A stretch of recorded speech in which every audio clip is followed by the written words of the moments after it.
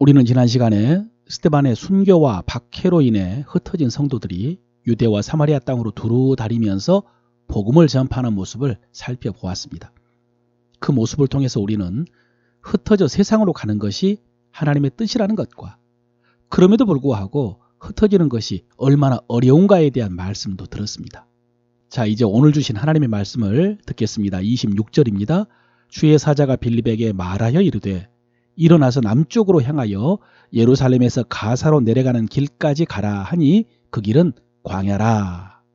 여러분, 우리가 성경을 읽을 때 말씀을 잘 이해하고 그 속에서 하나님의 뜻을 정확하게 알기 위해서는 내 자신이 그 현장 속으로 들어가 보는 것이 필요합니다. 내가 그 상황이 되어 보는 것입니다.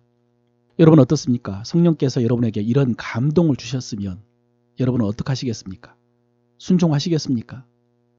지금 빌립은 사마리아에 있습니다. 사마리아에서 복음을 전했는데 많은 사람들이 믿었습니다. 표적과 능력도 나타나서 사람들이 놀라고 기뻐했습니다. 예루살렘에서 베드로와 요한이 와서 그것을 확인해 주었습니다. 이런 상황에서 성령께서 사마리아를 떠나라고 하신 것입니다. 그리고 어디로 가라고 했냐면 예루살렘에서 가사로 내려가는 길까지 가라라고 하셨습니다. 가사가 어디냐면은 지금 이스라엘에서 전쟁하고 있는 가자 지구를 말합니다. 지리적으로 보면은 이스라엘에서 이집트로 갈 때에 해안길이라고 하는 유명한 도로가 있는데 가장 끝에 있는 도시입니다. 이 가사는 사마리아에서 직선 거리로 70km가 넘습니다.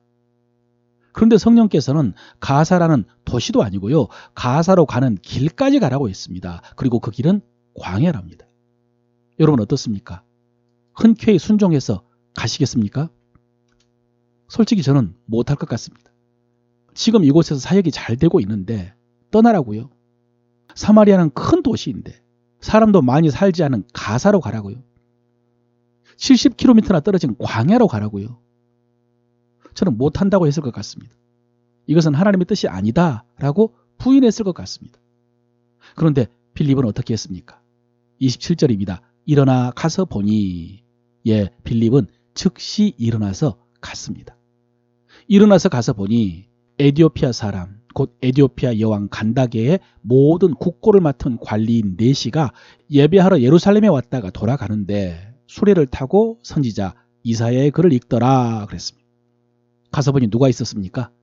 에디오피아 여왕의 국고를 맡은 네시가 있었습니다. 오늘날로 말하면 재무장관이나 경제수석 같은 관리입니다. 이 사람이 예루살렘 성전에 예배하러 왔다가 수레를 타고 돌아가던 길이었습니다. 그런데 그가 수레에서 이사야의 글을 읽고 있었습니다. 여러분, 이 사람은 디아스포라 유대인이 아닙니다. 에디오피아 사람입니다. 그런데 왜 이 에디오피아 사람이 예루살렘에 예배하러 왔느냐? 여러분, 에디오피아와 이스라엘과는 밀접한 관계가 있습니다. 구약 성경에 이 에디오피아가 구스 혹은 스바라는 이름으로 나옵니다. 여러분, 스바 하면 떠오르는 사람이 있습니까? 솔로몬 왕 때 솔로몬이 지혜가 뛰어나다는 소문을 듣고 그 지혜를 시험해 보려고 스바의 여왕이 이스라엘을 방문했다라고 했습니다. 이 스바가 바로 에디오피아입니다. 성경에 보면은 이 여왕은 솔로몬을 시험해 보고는 그 지혜에 감탄했다고 했는데, 예전에 교회에서 이 솔로몬에 관한 영화를 상영하다가 이 여왕이 솔로몬을 유혹하고 잠자리를 하는 장면까지 나와서 민망한 적이 있는데요. 실제로 솔로몬과 이 스바의 여왕 사이에 아들이 태어났고 그 아들이 스바의 첫 번째 황제가 되었다라고 하는 것이 에디오피아의 공식 역사입니다. 그래서 유대교가 에디오피아의 국교는 아니지만은 에디오피아에 유대인도 많고 하나님을 아는 사람들이 많았습니다. 이 여왕의 국고를 맡은 네시도 하나님을 믿었기 때문에 공직에 있는 사람이지만은 시간을 내 가지고 예루살렘에 예배하러 왔다가 돌아가던 길이었던 것입니다. 여러분, 이 네시의 열심을 한번 생각해 보십시오. 에디오피아에서 예루살렘까지 거리가 15,000km가 넘습니다. 왔다 가는데 그 중동 아프리카 땅을 한 달 넘게 여행을 해야 됩니다. 그런데 예루살렘에 가서 하나님께 예배 한번 드리려고 그 먼 길을 달려왔습니다. 결과적으로 보면 오늘 이 에디오피아 네시의 절박한 열심은 하나님의 응답을 받습니다. 하나님께서 그 간절한 마음을 받으시고 빌립을 보내셨지 않습니까? 여러분, 그가 그 먼 길을 달려와서 예루살렘 성전에 가서 예배를 했지만, 또 돌아가는 길에 수레에서 성경을 읽을 정도로 하나님을 찾았지만 사실 만나지를 못했거든요. 그런데 하나님께서 전도자 빌립을 보내서 그를 만나주시고 받아주셨습니다.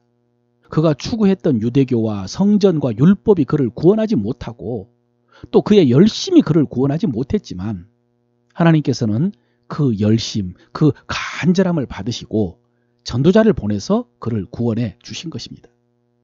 여러분, 우리가 이 열심, 이 사모함, 이 절박함을 그냥 지나쳐서는 안 됩니다. 내 속에 하나님을 향한 예배에 대한, 은혜에 대한 사모함과 열심이 어떤지 한번 점검해 봐야 됩니다.